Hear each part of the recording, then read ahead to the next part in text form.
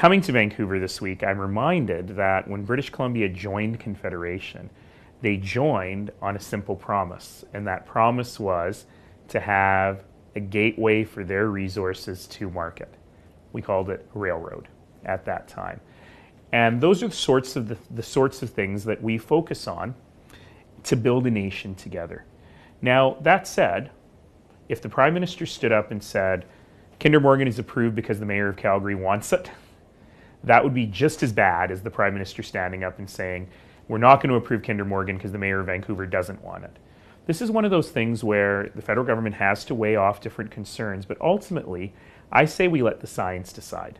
It's very clear that President-elect Trump has a different point of view on the energy sector than the previous administration.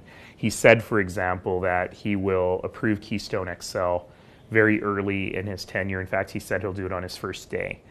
We'll see what happens. There's a lot of give and take in American politics, as we all know.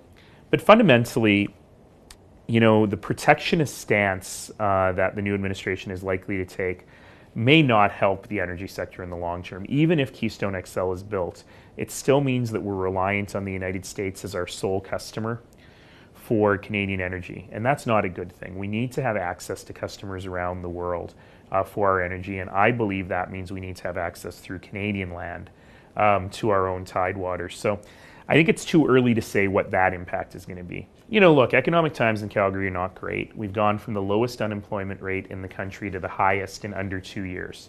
To me, this actually reminds us of the project of a nation. And we should be able to act as control rods for one another. So for many, many, many years, Calgary's downtown vacancy rate was close to zero. People were priced out of downtown Calgary. They were coming to Vancouver. They were coming to Burnaby. They were coming to different places in order to be able to set up. And now the tables are turned. Vancouver's downtown vacancy rate is next to zero. And I would much rather those companies that want to expand, rather than go somewhere offshore to the United States, do that expansion in Canada.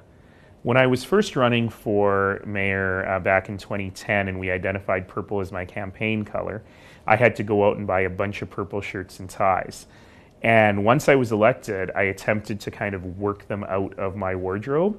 And in reality, more and more kept coming. I literally do wear it every day. And it is because it is a combination of red and blue.